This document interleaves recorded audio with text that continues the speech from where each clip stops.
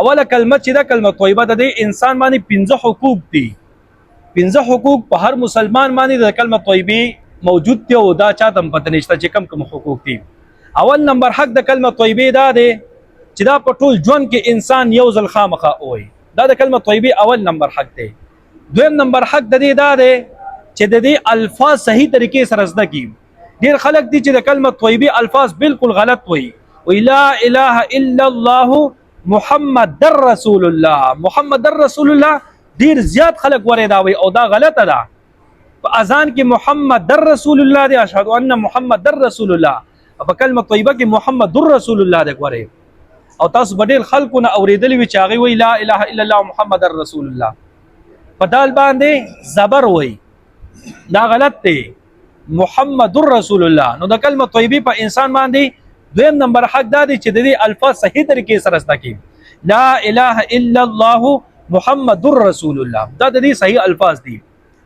دریم حق دا دی چې د دې په معنا او مقصد باندې خپل ځان پوي کی چې د دې معنا څنګه ده مقصد یې څه دی په دې باندې انسان ځان پوي کی معنی دا ده چې نشته لایق د عبادت سوا د الله نه محمد صلی الله علیه وسلم د الله تعالی رسول دی دا د دې معنی ده مقصد د دې دا دی چې هر یو کار د الله رب العزت په حکم او اراده سره کیږي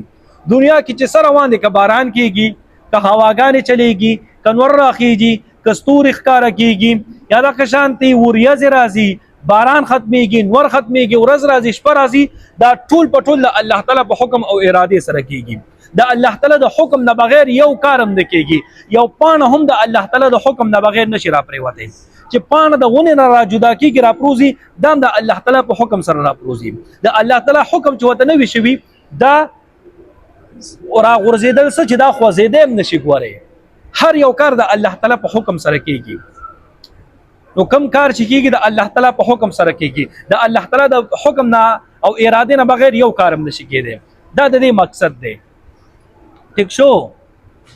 دا څه شو د کلمه طیبه دریم نمبر حق شو بل حق د کلمه طیبه دا دی چې د دې د لاندې خپل ژوندۍ تیرول د کلمه طیبه د لاندې خپل ژوندۍ تیرول دا د کلمه طیبه حق دی کله د لاندې انسان ژوندۍ نه تیری کلمه طیبه حق دی بیا نه ادا کوي د دې د لاندې ژوندۍ تیرول سم الله تعالی چې کوم حکمونه کړی دي اخ کارونه کول د موږ حکم کړی دی موږ ادا کول د زکات حکم کړی دی زکات ادا کول دی یا دا کشان دي ګناهونه منع فرمایلی دا ګناهونه خپل ځان منع کول دي نو کم کارونه چې الله تعالی حکم کړی دی دا کارونه کول او کم کارونه چې الله تعالی منع فرمایلی د دینه منع کول منع کېدل د خپل ځان نو دا د دې لاندې ژوندۍ شو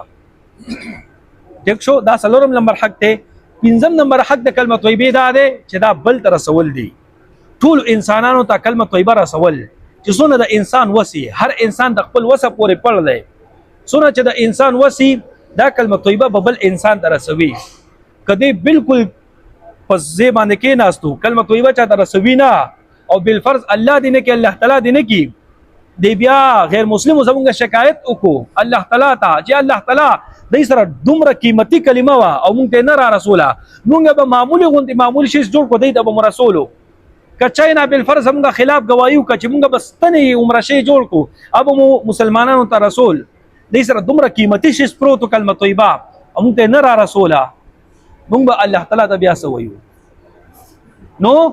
د کلمه طیبه پنځم نمبر حق دا دی چې دا بل ته بیا رسول دي